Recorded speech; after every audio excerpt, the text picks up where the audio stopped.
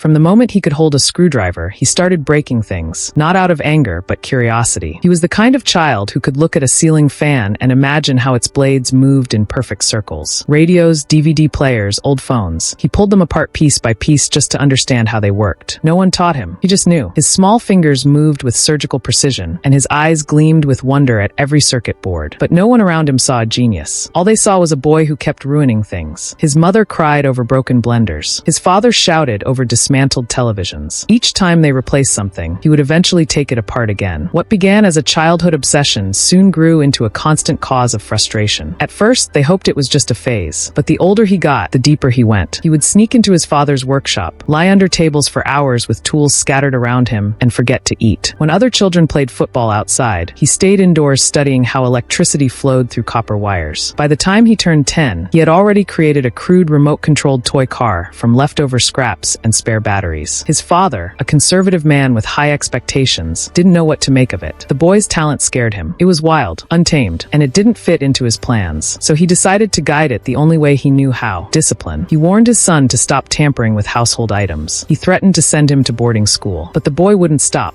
He wasn't trying to be rebellious. He simply couldn't help it. At school, his teachers were baffled. He struggled to pay attention in regular classes, but lit up like lightning in science labs. He could build what others barely understood. One day, during a practical assignment, while others were still figuring out the circuit diagram, he built a fully functioning system with a backup switch and additional light. His classmates cheered. His teacher stared in disbelief. Still, none of that mattered at home. His parents didn't clap. They didn't praise. They just wanted him to behave. By the time he reached his final year in secondary school, his father had already made up his mind. His son would study computer engineering. Something structured, something professional, a degree with rules and logic. But when the time came to fill his university application, the boy made a bold choice. He didn't choose engineering. He chose computer science. It wasn't about the title. It was about freedom. He wanted to create, not be boxed in by formulas and hardware restrictions. He wanted to explore code, intelligence systems, software architecture, things far beyond what his father imagined. And so began the rift between talent and tradition. But for the boy, it was only the beginning. The university gave him something he'd never had at home: freedom. For the first time, he wasn't punished for thinking differently. In fact, he was celebrated for it. In his first semester, he built a mobile app that helped students track lectures and assignments. Within weeks, it went viral on campus. By the second semester, he was tutoring students older than him in programming languages most of them found too complicated. He never advertised himself. His work did the talking. Soon, students from other faculties began to hear about him. The boy who could code anything, fix any device, and bypass any school system. He was quiet, but when he spoke in class, everyone listened. Professors respected him. Classmates admired him. Girls adored him. He was the mystery everyone wanted to figure out. Despite the attention, he remained focused, or at least tried to. He kept to himself most times, only appearing at tech meetups, project hackathons, and the occasional group hangout. But there was one person who truly knew him, a girl, his course mate, quiet and fiercely intelligent. They weren't dating. They never even flirted, but they moved like two people who understood each other's silence. They worked on projects together, ate in the same cafeteria, laughed over inside jokes no one else understood. There was a closeness between them that needed no explanation. If he ever got tired of being the campus genius, she was the only one he could breathe around. Everyone called them best friends, and maybe that's what they were. But deep down, they both knew something else was buried under their friendship, something neither of them had the courage to touch. He thought about telling her, more than once. There were nights he'd type out long messages and delete them. She did the same, but timing was never right. Pride often stood in the way. Maybe he feared that confessing might ruin what they already had. So they left it. As time moved, their bond remained, but only as friends. By the time the final year came, he had already become a brand on campus. Tech companies sponsored his projects. Local magazines wanted interviews. Students brought him devices like a shrine of gadgets, hoping he could resurrect whatever had died. Yet, behind all the brilliance, behind the campus fame and growing ego, he still felt something missing. And though he didn't say it aloud, he always looked for her in every crowd, hoping, maybe one day,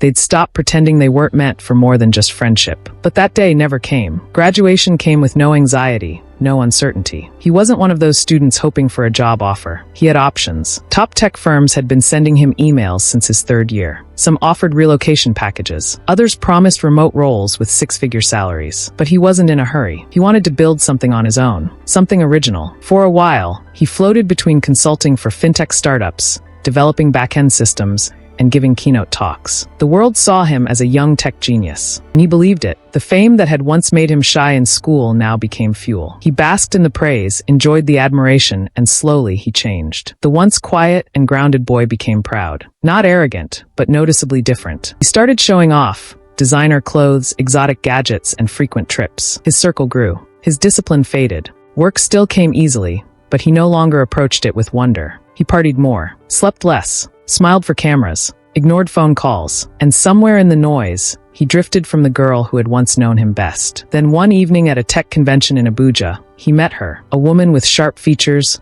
confident posture, and a brain that matched his. She wasn't just beautiful, she was brilliant. The kind of woman who could talk AI and machine learning like poetry. She was a speaker at the event, flown in from the UK to discuss ethical hacking and quantum computing. They spoke briefly at the event, but that was all it took. He was drawn in, not just by her looks, but by how effortlessly she could challenge him. She wasn't intimidated by his reputation. She wasn't impressed by his success. She was on his level, and he had never met anyone like that before. Their chemistry was instant. Conversations turned into collaborations. Collaborations turned into late nights. Late nights turned into intimacy. And before long, they became the new power couple in the tech world. Two rising stars, unshakable, wealthy, and ambitious. She came from a political family, a household name. Her father was a powerful statesman with access to networks most people could only dream of. And she, having been groomed in influence and intellect, knew how to navigate both the boardroom and the back door. Together, they were unstoppable. They traveled the world, Silicon Valley, Dubai, Singapore. They attended elite conferences,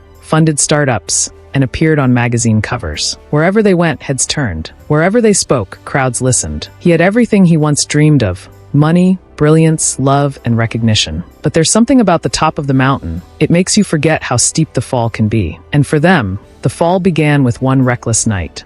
It was one of those nights that started too perfect to end well. A friend of theirs, young, famous, and recently minted as a millionaire, was throwing an exclusive party. Not just a celebration, but a spectacle. The kind of gathering where the guest list was filled with influencers, tech giants, heirs of billionaires, and whispers of new money. Luxury cars lined the driveway. Champagne flowed like water. Laughter, music, and flashes from camera phones lit up the night. They arrived late, but the moment they stepped in, all attention shifted. He, in a black tux that shimmered just enough under the lights. She, in a wine-red silk dress that turned heads with every step. Together, they moved like royalty, like people untouched by consequence. There were no limits that night. They drank, danced, took pictures, toasted with strangers. He gave a short speech, funny and cocky. She pulled him into the crowd as the music turned louder. They kissed under neon lights. They laughed like they owned the world. But the world doesn't wait for people to sober up. Past midnight, despite everyone urging him to stay or call a driver, he insisted on driving. He said he was fine. He said he knew the road like the back of his hand. She hesitated, just for a moment, then slid into the passenger seat. The streets were quiet, the air thick with the leftover scent of perfume and high spirits. The car sped through intersections, ignoring limits. He turned up the music. They were still laughing, still buzzed, still high on a night that was supposed to be unforgettable. Then it happened. A sharp bend, a flash of headlights, a wrong overtake, and then collision. The sound of metal crushing, glass shattering, screams, then silence. When emergency responders arrived,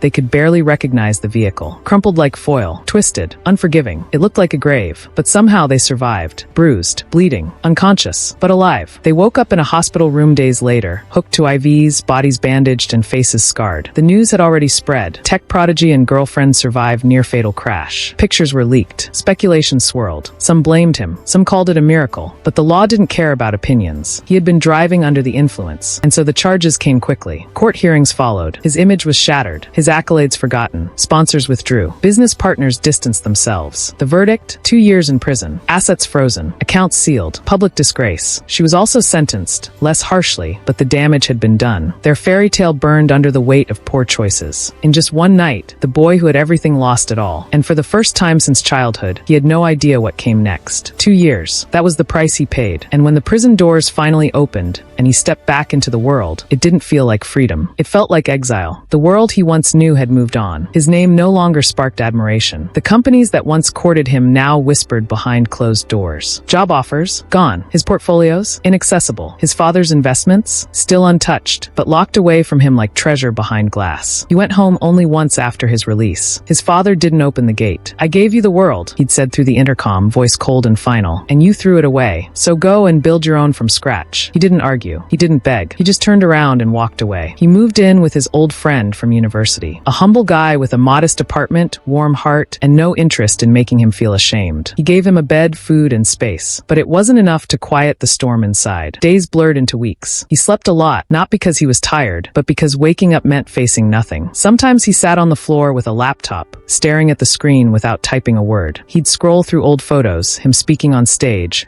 her laughing beside him, newspapers with headlines that once bore his name in bold. Now nothing. No love. No legacy. Just memories and regrets. He tried to apply for tech roles under a new name, but background checks always caught up. The rejection emails stung less over time. He expected them. They became routine. He even considered leaving tech completely, driving a cab, selling gadgets, something, anything. But the problem wasn't outside. The problem was inside. He couldn't live like this. Not after knowing what it felt like to build empires and break systems. Not after being the boy who once lit up entire rooms with innovation. He thought of ending it. Once, maybe twice. He stood at the edge of a bridge one night, just watching the water move. The streetlights cast a soft glow on his face as the wind whispered possibilities. But he didn't jump. He couldn't. Instead, he walked back home in silence, heart pounding, mind racing. And that night, in the corner of his friend's room, with nothing but a cracked laptop and a blank screen, an idea was born. Not an app, not a pitch deck, a search. He would find her, the girl who once ruled the world, by his side. And maybe, just maybe, start again. It started with her name. He typed it into a private browser, searched through encrypted networks, scanned social media under aliases,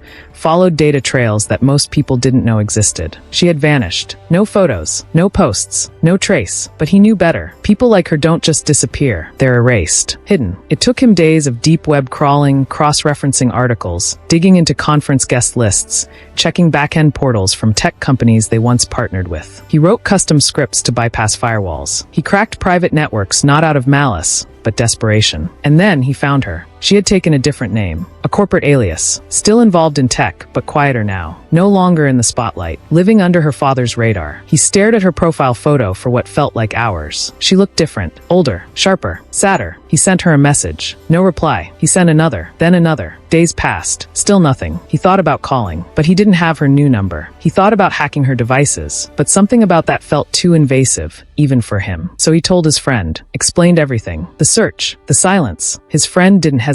"Let me talk to her," he said. He didn't ask how he would do it. He just nodded. It took days of back and forth, convincing, arguing, pleading, but finally she agreed to speak to him. They met virtually. Her face appeared on the screen, distant but familiar. He barely recognized the woman staring back at him. "You shouldn't have found me," she said. He smiled. "But I did." She exhaled, unsure whether to be angry or relieved. Eventually, the wall between them began to crack. Their voices softened. Their memories returned. And with every word, their old rhythm came back like a song they'd once written together. She confessed everything. After their sentencing, her father had used his political influence to wipe her slate clean. But on one condition, she must cut him off completely. She wasn't allowed to see him, talk to him, mention him. Security followed her. Phones were monitored. Every move was logged. She hated it, but she complied. "Until now. Why did you find me?" she asked. "Because nothing makes sense without you," he replied. And just like that, the story reignited. They started talking daily, using encrypted channels and coded messages. At first, it was just talk. Then it turned into late-night brainstorming, then sharing new skills, then building things again together. This time, not for startups, for survival. He had been learning about the dark net during his solitude,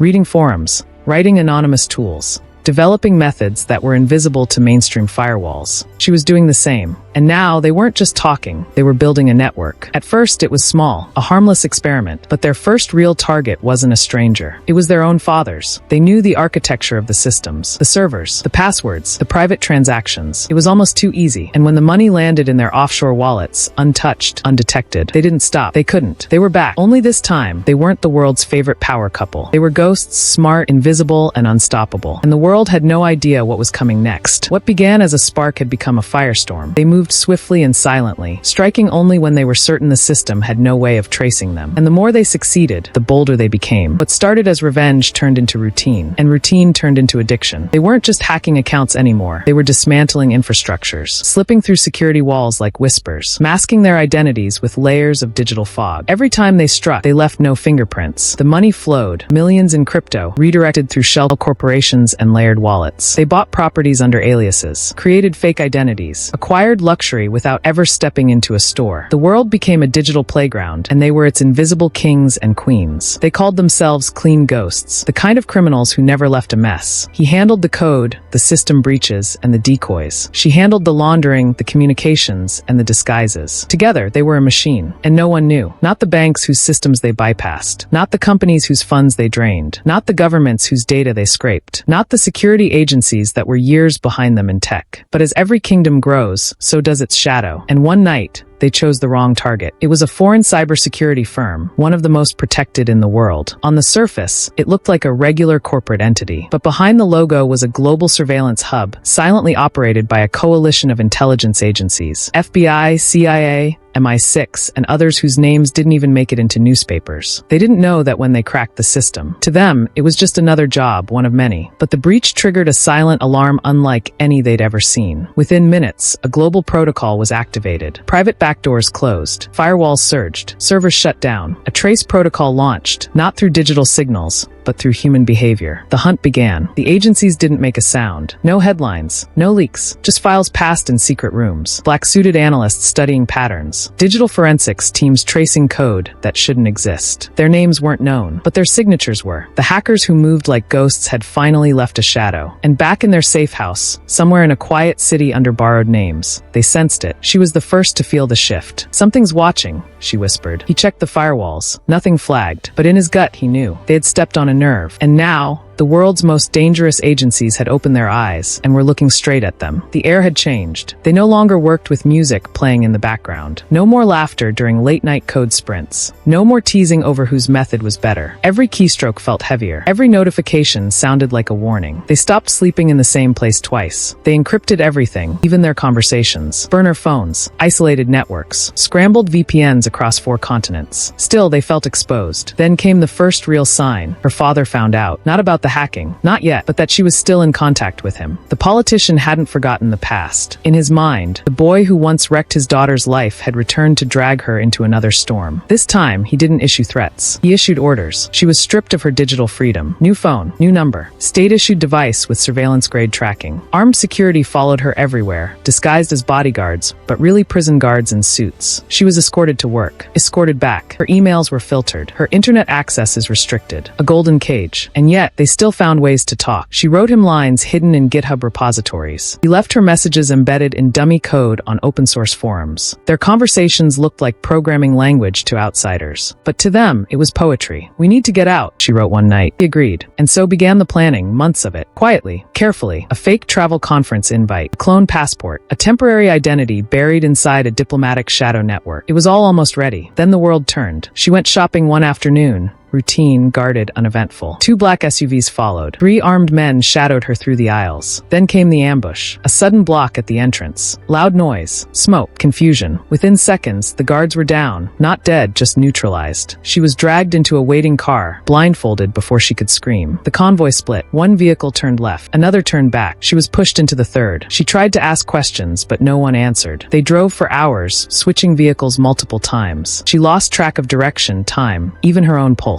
It was only when she heard the roar of jet engines that she realized this wasn't just a kidnapping. This was an extraction. They guided her up the stairs of a private jet and sat her gently in the leather seat. The blindfold stayed on. She could hear the click of seat belts, a soft hum of the engines warming up, and then a voice. "Take it off." She froze. She recognized that voice. With trembling hands, she removed the blindfold. There he was, smiling, waiting, alive. She didn't ask how. She didn't need to. She threw herself into his arms with a gasp that carried 1,000 unsaid words. They held each other like people who had just escaped death. The jet lifted. The city faded beneath them. No more guards. No more tracking. No more barriers. They were together again. Free. For now. They landed in a quiet country, one with no extradition treaties, no diplomatic ties to their homeland, and just enough anonymity for two ghosts to vanish again. He had planned everything. A beachside villa under a fabricated identity. IDs crafted from scratch. Digital footprints wiped clean. The money they had siphoned over the years sat in private vaults. Untraceable, untouched, undisturbed. They started over. At first, it didn't feel real. No noise, no cameras, no emails, no encrypted meetings, just stillness, peace, the soft rhythm of ocean waves crashing against rocks, mornings of coffee and silence, evenings filled with old songs and long walks. For the first time in years, they didn't need to whisper. They didn't need to run. They were just two people in love. They married quietly. No ceremony, no guests. Just the two of them under the setting sun. He put a ring on her finger. She laughed for the first time in months. They made promises neither of them had the words for before. They spoke about building something honest. A real tech firm. Legal. Clean. A place where kids like they once were could grow, invent, and explore without being punished for being brilliant. They started drafting plans. Real ones this time. No more heists. No more shadows. Then came the children. A boy. Then a girl. He looked at them like they were made of stardust. Fragile. Perfect. He held them in his arms and whispered things he never thought he'd say. You won't grow up like me. You'll do better. The woman who once hacked corporations now packed lunch boxes. The man who once slipped through global firewalls now built swings in the backyard. They built a life, a real one.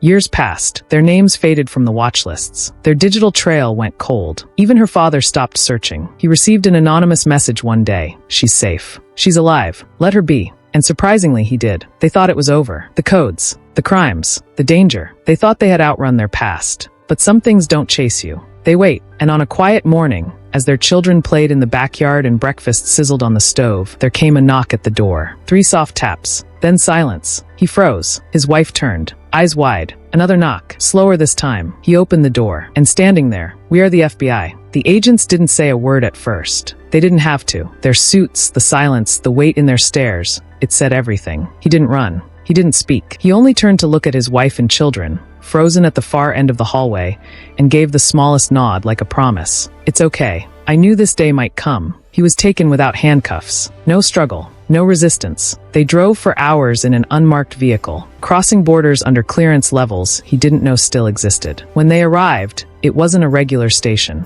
It looked like a private compound, gated, isolated, and protected. Inside, a plain room. A long table. One man waiting. He slid a thick file across the table. Inside were everything. The breaches, the transfers, the silent thefts, the anonymous logins, and the scripts no one else could write. Pages of classified infractions, stacked like a digital graveyard. Then came the voice. "You're good. Too good." He didn't respond. The man leaned forward. "You're also cornered. So here's what happens next." There was no judge. No trial. No headlines. Just a deal. The world had changed since he vanished. Cybercrime had mutated. New players, new tools, new dangers. And the agencies chasing him had realized something brutal. They couldn't stop these new threats. But he could. So instead of a prison sentence, he was handed a contract. A full-time position. Deep under the surface of public knowledge, he would work, not as a convict, but as a weapon. An unofficial agent. A ghost for the government. Tasked with hunting the very kinds of criminals he once resembled. There was only one condition. He would never be free. Surveillance 24/7. Every device monitored. Every line of code reviewed. Every movement tracked. He agreed, because it was the only way to go home. He returned weeks later. His wife met him at the door with tears in her eyes. The children ran to him like nothing had changed. And in a way, nothing had.